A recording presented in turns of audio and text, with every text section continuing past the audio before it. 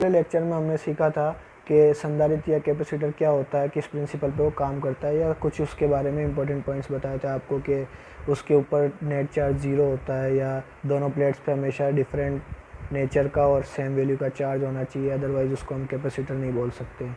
ठीक है। और कैपेसिटर का जो मेन यूज़ होता है वो क्या होता है कि पर प्लेट या हर एक कंडक्टर की कैपेसिटेंस को इंक्रीज़ करना, और उसका कंसेप्ट भी मैंने आपको बताया था कि पोटेंशियल को डिक्रीज़ कर देंगे, चार्ज को कांस्टेंट रखेंगे और कैपेसिटेंस अपने आप क्या हो जाएगी, इंक्रीज़ होती चली जाएगी। ठीक है।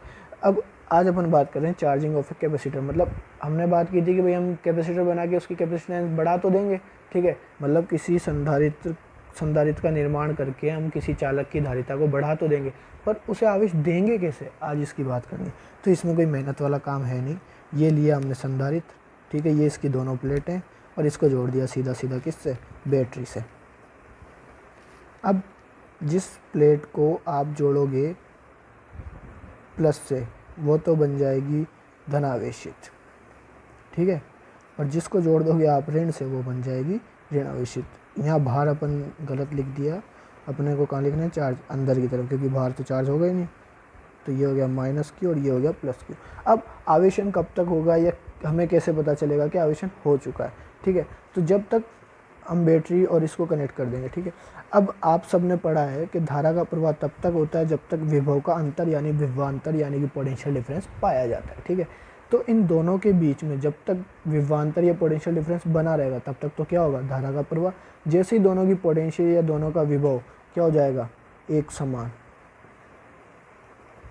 उस समय उस क्षण पर क्या होगा, यहाँ से धारा का प्रवाह होना, करंट का फ्लो होना रुक जाएगा, और उसी कंडीशन में ये जो हमारा कैपेसिटर है, संधारित्र, ये क्या हो जाएगा, चार्ज हो जाएगा, आवेशित हो जाएगा। ठीक है। तो एक आवेशित संधारित्र को जब, या किसी संधारित्र को जब आवेशित किया जाता है तो आवेशन के पश्चात बैटरी का विभव बराबर होता है संधारित्र का विभव।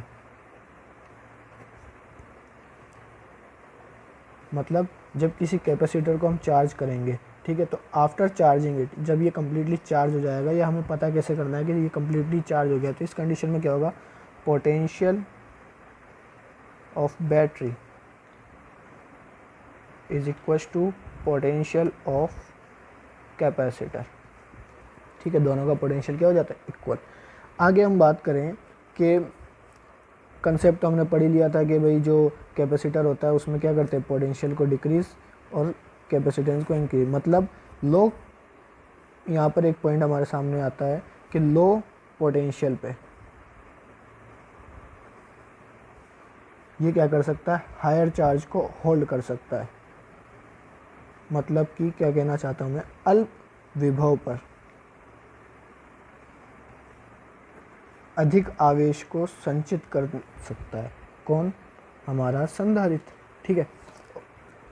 अगला जो स्पेशल पॉइंट है वो ये है, वो क्या कहता है, वो बात करता है कि संधारित्र की सीमाएं क्या होती है या इसको कितना आप आवेशित कर सकते हो। ठीक है। लिमिटेशंस ऑफ कैपेसिटर, या हम हिंदी में लिख सकते हैं संधारित्र की सीमाएं। तो देखो, एक टॉपिक मैंने आपको स्टार्टिंग में पढ़ाया था, आप अगर किसी ने नहीं पढ़ा हो तो वापस वो स्टार्टिंग का लेक्चर देख सकता है। ठीक है। जिसमें हमने बात की थी परावैद्युत यानी कि डाइलेक्ट्रिक मीडियम्स की। ठीक है। और उसी में एक चीज़ मैंने पढ़ाई थी आपको, परावैद्युत सामर्थ्य,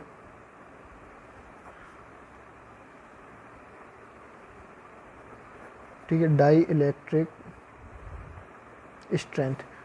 और इससे पहले वाले लेक्चर में भी हमने इसकी बात की थी, और यही वो रीज़न था जिसकी वजह से हमें क्या बनाना पड़ा था, कंडक्टर से कैपेसिटर बनाना पड़ा था, उसकी कैपेसिटेंस यानी कि धारिता को बढ़ाने के लिए चालक से क्या बनाया था, संधारित्र बनाया था। और यही वो रीज़न है जो कि किसकी सीमा बनेगा, संधारित्र की लिमिटेशन बनेगा कैपेसिटर। कैसे बनेगा वो मैं आपको समझाता हूँ। कि देखो, एक्चुअली होता क्या है कि कैपेसिटर में है क्या, कंडक्टिंग प्लेट्स है।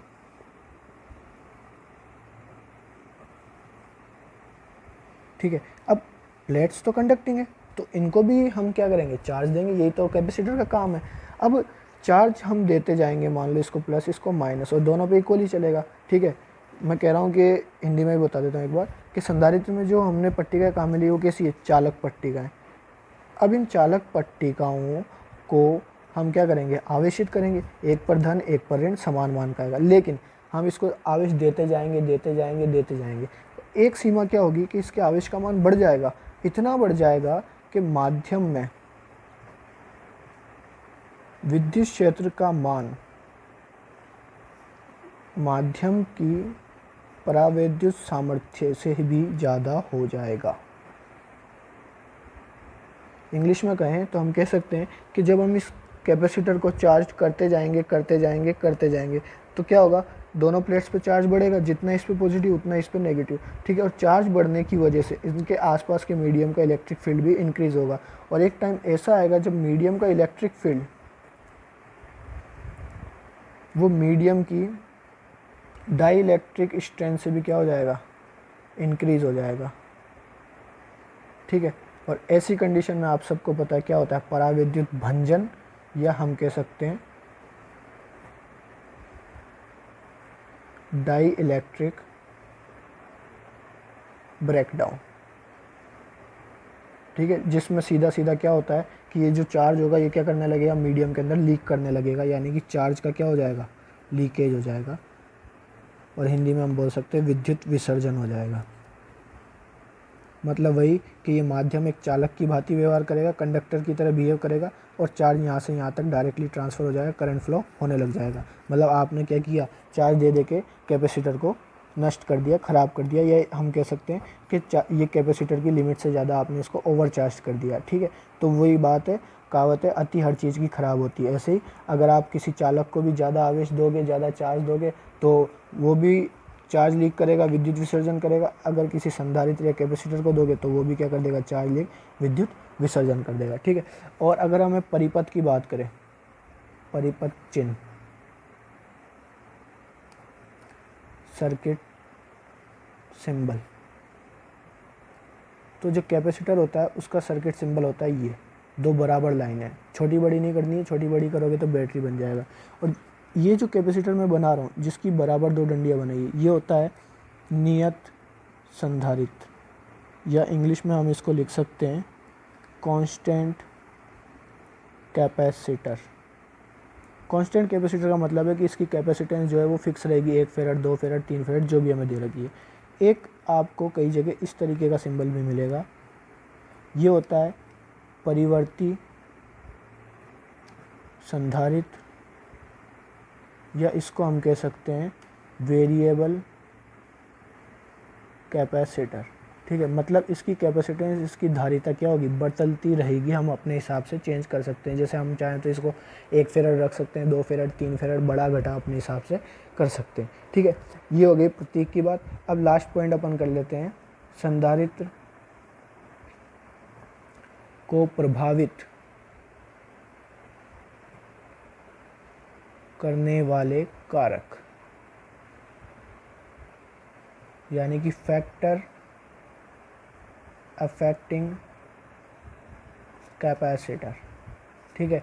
कौन कौन से फैक्टर होते हैं जो कैपेसिटर को इफेक्ट करते हैं, तो वही फैक्टर जो किसी कंडक्टर की कैपेसिटेंस को इफेक्ट करेंगे, किसी चालक की धारिता को प्रभावित करेंगे, वही किसको कर सकते हैं, संधारित्र को। क्योंकि जो सीमाएं हमारे पास संधारित्र की है वही चालक की है, जो लिमिटेशंस कैपेसिटर की वही कंडक्टर की है। तो यहाँ पर इफेक्टिंग फैक्टर्स भी क्या होंगे, सेम होंगे। जैसे पहला इफेक्टिंग फैक्टर तो क्या हो गया, सरफेस एरिया, मतलब प्लेट्स का जो सरफेस एरिया, जैसे ये दो प्लेट मैंने ले ली, मान लो इनका सरफेस एरिया A1 एक दूसरा कैपेसिटर लिया जिसकी सरफेस एरिया ले लिया A2। अब अगर A2 ग्रेटर देन है A1 तो C2 ग्रेटर देन होगा C1, मतलब जिसका सरफेस एरिया ज़्यादा उसकी कैपेसिटेंस भी ज़्यादा, ठीक है। ये तो पहली डिपेंडेंसी। दूसरी डिपेंडेंसी की बात करते हैं तो दूसरी डिपेंडेंसी होती है डिस्टेंस बिटवीन द प्लेट्स। मतलब पहली बात की थी हमने प्लेटों के क्षेत्रफल की, तो जिसका क्षेत्रफल ज़्यादा, अगर A2 ज़्यादा है A1 से तो उसी की धारिता भी क्या हो जाएगी, ज़्यादा। दूसरी हम बात कर रहे हैं कि संधारित्र की प्लेटों के मध्य दूरी, डिस्टेंस बिटवीन द प्लेट। जैसे एक संधारित्र लिया जिसमें दूरी कितनी है D1, और दूसरा संधारित्र लिया जिसमें दूरी कितनी है D2। अब अगर हम कहें कि D1 ज़्यादा है D2 से, तो देखो व्युत्क्रमानुपाती है, इन्वर्सली प्रोपोर्शनल है, मतलब जो जिनके बीच में ज़्यादा दूरी होगी उनकी धारिता क्या हो जाएगी, कम, और जिनके बीच में दूरी कम होगी उनकी धारिता क्या हो जाएगी, ज़्यादा। तो यहाँ पर C2 ग्रेटर देन हो जाएगा C1, क्योंकि रिलेशन कैसा है, इन्वर्सली प्रोपोर्शनल। अब लास्ट एंड फाइनल डिपेंडेंसी आती है हमारे पास 3 नंबर पे, मीडियम यानी कि माध्यम। तो माध्यम का भी वही प्रभाव है जो चालक पे पड़ता था। देखो चालक में भी क्या होता है, क्षेत्रफल बढ़ाने पे धारिता बढ़ती है, दूरी बढ़ाने पे, दूरी का वहाँ था ही नहीं, क्यों, क्योंकि वो चालक अकेला है तो दूरी किससे लोगे आप, ठीक है। वहाँ पर ये था कि कोई अन्य चालक लाओगे तो क्या होगा। अब यहाँ पर हमने बात की कि पहली बात क्षेत्रफल की, तो यहाँ भी बढ़ रहा है, दूरी बढ़ाने पे यहाँ घट रहा है क्योंकि व्युत्क्रमानुपाती है। सरफेस एरिया के क्या है, प्रोपोर्शनल, और डिस्टेंस बिटवीन द प्लेट्स के इन्वर्सली प्रोपोर्शनल। अब तीसरी बात आती है मीडियम की, ठीक है। तो जैसा कि वहाँ रिलेशन था कि अगर आप जितना ज़्यादा डाइलेक्ट्रिक कांस्टेंट एप्सिलॉन आर का जितना वैल्यू ज़्यादा लोगे मीडियम में, उतनी कैपेसिटेंस बढ़ जाएगी। तो जितना ज़्यादा पराविद्युतांक वाला मीडियम आप काम में लोगे, माध्यम उपयोग में लोगे, उतनी ज़्यादा धारिता बढ़ जाएगी।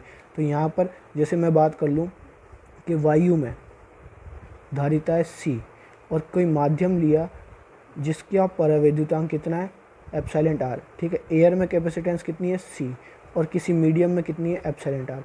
तो उस मीडियम में जो कैपेसिटेंस होगी ना, वो एप्सिलॉन आर टाइम्स बढ़ जाएगी, ठीक है, एप्सिलॉन आर गुना हो जाएगी। तो सीधा सीधा क्या हो गया, ये भी प्रोपोर्शनल हो गया, जितना ज़्यादा पराविद्युतांक या डाइलेक्ट्रिक कांस्टेंट का वैल्यू होगा उतनी ज़्यादा कैपेसिटेंस हो जाएगी। तो आज हमने पढ़ लिया भाई कैपेसिटर को चार्ज कैसे करते हैं, उस पे उसका मेन कंसेप्ट क्या है या उसकी लिमिटेशंस क्या है, या हम बात कर लें कि उसको किसी सर्किट सिंबल में कैसे दिखाना है, या हमने बात कर लिया कि उसको इफ़ेक्ट करने वाले फैक्टर्स कौन से, प्रभावित करने वाले कारक क्या हैं। तो ये सब आज हमने पढ़ लिया। अगली जो लेक्चर होने वाला है उसमें अपन पढ़ेंगे डिफरेंट काइंड ऑफ कैपेसिटर, ठीक है। संधारित्र किस प्रकार का होता है, कौन कौन सा होता है, अपने कोर्स में जो जो दे रखे हैं वो अपन पढ़ेंगे। वैसे बेसिकली 3 होते हैं, समांतर पट, गोलीय और बेलनाकार, ठीक है। तो ये अपन अगले लेक्चर में पढ़ेंगे। आज के लिए इतना ही, धन्यवाद। घर पर रहें, सुरक्षित रहें, कोरोना से बचे रहें।